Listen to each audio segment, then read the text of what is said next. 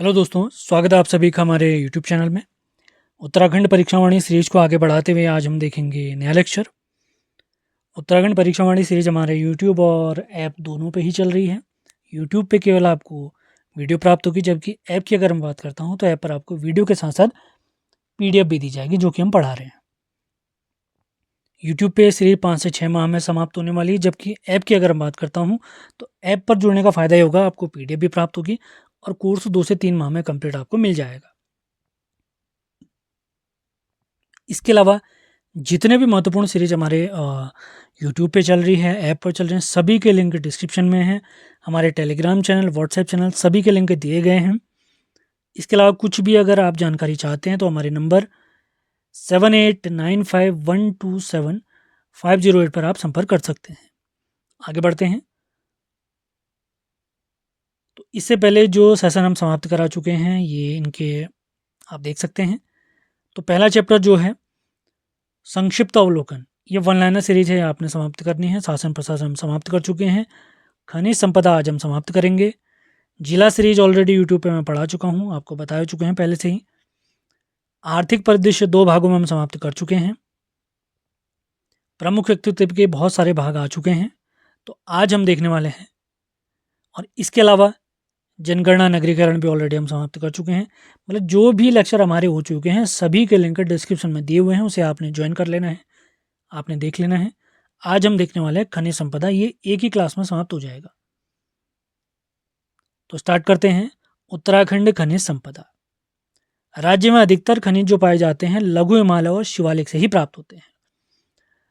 राज्य में खनिजों की खोज और सर्वेक्षण का कार्य करने के लिए भूतत्व एवं खनिज कर्म निदेशालय का गठन किया गया है। अब देखते हैं प्रमुख खनिज, उनसे रिलेटेड महत्वपूर्ण फैक्ट। चूना पत्थर देखते हैं तो मुख्यतः पाया जाता है देहरादून, टिहरी, पौड़ी और चमोली में। देहरादून की अगर हम बात करूं तो कालसे के पास मंदारम और बारकोट क्षेत्र है, वहां पर प्रचुर मात्रा में पाया जाता है। ऋषिकेश, मसूरी में क्रीम रंग का भारी व सख्त चूना पत्थर प्राप्त होता है। टिहरी की बात अगर करते हैं चूना पत्थर से रिलेटेड, तो प्रमुख स्थल हैं लोरानी, आगरा खाल, नागिनी और नरेंद्र नगर। सर्वोत्तम श्रेणी का चूना पत्थर और डोलामाइट चमोली के पीपल कोटी और रुद्रप्रयाग से प्राप्त होता है। चूना पत्थर का प्रयोग सीमेंट उद्योग में भी किया जाता है, वेरी इंपॉर्टेंट। और सीमेंट से रिलेटेड सबसे ज़्यादा फैक्ट्रियाँ कहाँ पर स्थित हैं? देहरादून में, ऑलरेडी हम बता चुके हैं पिछले लेक्चर्स में।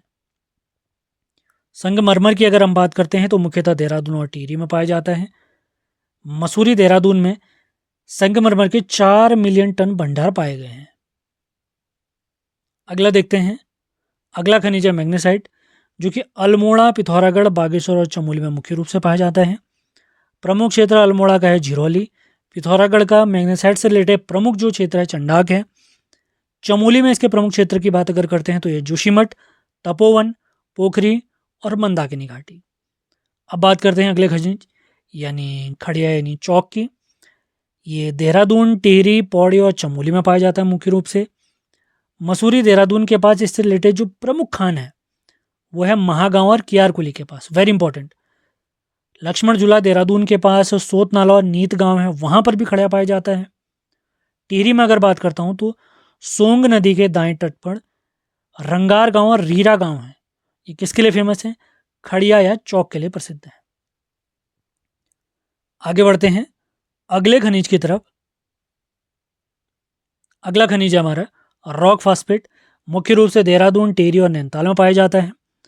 प्रमुख स्थल इसके हैं मसूरी, मालदेवता, चमसारी, किमोई और मसराना। फास्फोराइट की बात करते हैं।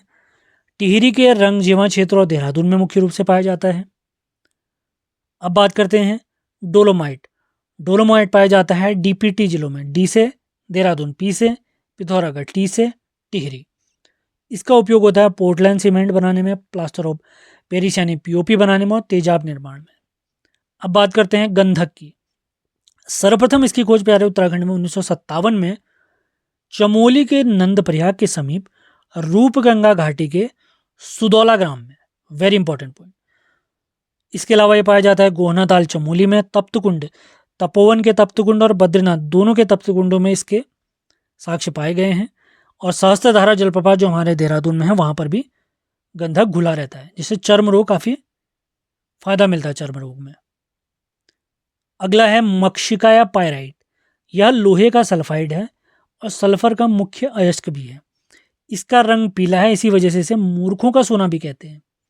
प्रमुख क्षेत्र की बात करें तो इसका प्रमुख क्षेत्र अल्मोड़ा और गढ़वाल। अगला खनिज आता है बेराइट से, देहरादून में मुख्य रूप से पाया जाता है। अगला खनिज है एजबेस्टस। तापरोधी वस्तु बनाने में इसका प्रयोग किया जाता है। प्रमुख क्षेत्र हैं ऊखीमठ, पौड़ी का कांधेरा और अल्मोड़ा। बढ़ते हैं अगले खनिज की तरफ, जो कि है जिप्सम। मुख्य रूप से देहरादून के धपीला क्षेत्र, कियारकुली गांव और भाटा गांव में पाया जाता है। इसके अलावा पौड़ी में खरारी घाटी, लक्ष्मण झूला और मधुबधानी में पाया जाता है। नैनीताल में इसके अवशेष मिले हैं। ये प्राप्त होता है हमारे खुरपाताल और मझरिया से। अगला देखते हैं लोहा। लौह एसके के निक्षेप पौड़ी, टिहरी, अल्मोड़ा, नैनीताल इससे प्राप्त हुए। नैनीताल के कालाडूंगी और रामगढ़ से। तांबा की बात अगर करते हैं तो चमोली के नागनाथ, पोखरी और मोहनखाल से। टिहरी के भागीरथी घाटी, पौड़ी के धनपुर डोबरी, अल्मोड़ा के फलमती पहाड़ी के पास झिरोली गांव और बागेश्वर के थैलीपाटन में तांबे के मुख्य स्रोत पाए गए हैं। अगला बात करते हैं सिलिका सैंड या शीशा की। यह पिथौरागढ़ के चंडाक, देवलगढ़, रालम और भेसवाल से प्राप्त हुआ है। इसके अलावा अल्मोड़ा के राई, चैनापानी, पट्टी खराई और विलोन से प्राप्त होता है। इसके अलावा देहरादून के टोंस घाटी क्षेत्र, कुमाबुरेला क्षेत्र और मुघौला क्षेत्र से। अब बात करते हैं ग्रेफाइट खनिज की। ये कार्बन का एक अपर रूप है, एट्रोट्रॉप है। इसका उपयोग जो होता है पेंसिल और स्नेहक बनाने में होता है। प्रमुख क्षेत्र की बात करें तो अल्मोड़ा, पौड़ी, नैनीताल और देहरादून। चांदी पाया जाता है मुख्य रूप से अल्मोड़ा में। टीन पाया जाता है चमोली में। यूरेनियम एकमात्र पाया जाता है, इसके अवशेष पाए गए हैं टिहरी गढ़वाल में। पाथर या पटाल पाए गए हैं अल्मोड़ा। मुख्य रूप से अल्मोड़ा में ही पाए जाते हैं, उत्तम क्वालिटी का। आगे बढ़ते हैं।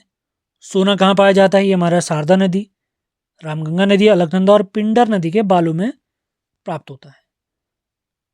अब बात करते हैं राज्य खनन नीति 2001। घोषणा कब हुई थी? 4 अप्रैल 2001। अब कोई भी खदान अगर मुझे करना है, अगर वन क्षेत्र में खदान करना है तो उसे करेगी उत्तराखंड वन विकास निगम। और राजस्व क्षेत्र में अगर मुझे खनन करना है तो गढ़वाल क्षेत्र का अगर होगा तो गढ़वाल मंडल विकास निगम खुदाई करेगा। जबकि कुमाऊं का क्षेत्र, कुमाऊं का राजस्व क्षेत्र होगा तो वहाँ खुदाई का कार्य करेगी कुमाऊं मंडल विकास निगम। आप लोग के लिए एक सवाल है, कमेंट बॉक्स में आपने बताना है कुमाऊं मंडल विकास निगम और गढ़वाल मंडल विकास निगम की स्थापना कब हुई थी। अब बात करते हैं नई खनन नीति की, अक्टूबर 2001 की, जिसे हाईकोर्ट ने जनवरी 2022 में रोक दिया था। उसके बाद उत्तराखंड सरकार ने क्या किया, 31 मई 2023 को राज्य सरकार ने उत्तराखंड उप खनिज नियमावली जारी करी, जिसके तहत एक खनिज निधि का गठन किया जाएगा, जिसमें क्या होगा 5% मुख्य खनिज से और 5% उप खनिजों से इकट्ठा करके इस निधि में जमा किया जाएगा, जिससे उस क्षेत्र के विकास में उसको लगाया जाएगा जहां से खनन किया जा रहा है। आगे बढ़ते हैं। जिला खनिज फाउंडेशन न्यास, न्यास माने होता है ट्रस्ट। खनन से प्रभावित क्षेत्रों के विकास कार्यों हेतु भारत सरकार ने खान और खनिज एक्ट 2015 के तहत प्रत्येक जिले में इस न्यास यानी इस ट्रस्ट की स्थापना की जाएगी। अब इस ट्रस्ट में क्या होगा, उप खनिजों की रॉयल्टी का 25% और मुख्य खनिजों की रॉयल्टी का 10% इस ट्रस्ट में रखा जाएगा। क्यों रखा जाएगा? खनन से जो भी प्रभावित क्षेत्र होगा उसका विकास कार्य में उस पैसे को लगाया जाएगा। आगे बढ़ते हैं, कुछ अंतिम पॉइंट्स की तरफ हम बढ़ेंगे। वन स्टेट वन रॉयल्टी नीति हमारे उत्तराखंड की 2023 की है। इसके तहत क्या होगा, खनन की रॉयल्टी दरों में एक रूपता लाने के उद्देश्य से यह नीति लाई गई है। आगे बढ़ते हैं, वेरी इंपॉर्टेंट, खीराकोट खनन विरोधी आंदोलन कब का है? 1978 का है। अल्मोड़ा के खीराकोट में खड़िया खदान मालिकों के विरुद्ध स्थानीय लोगों ने यह आंदोलन स्टार्ट किया था, जिसका नेतृत्व किया था मालती देवी जी ने और लक्ष्मी आश्रम से जुड़ी हुई राधा भट्ट या राधा बहन ने। 1982 में इस खनन कंपनी का जो अवैध रूप से अल्मोड़ा के खीराकोट में खनन कर रही थी उसका लाइसेंस रद्द कर दिया गया 1982 में। इसी के साथ आज का हमारा सेशन समाप्त होता है। यूट्यूब पर अगर आप वीडियो देख रहे हैं तो सेशन को लाइक और शेयर ज़रूर करें। कोई भी क्वेरी अगर आप करना चाहते हैं, किसी भी कोर्स से रिलेटेड जानकारी अगर आप चाहते हैं तो इस नंबर पर आपने संपर्क करना है 7895127508। तो मिलते हैं अगले वीडियो में। धन्यवाद।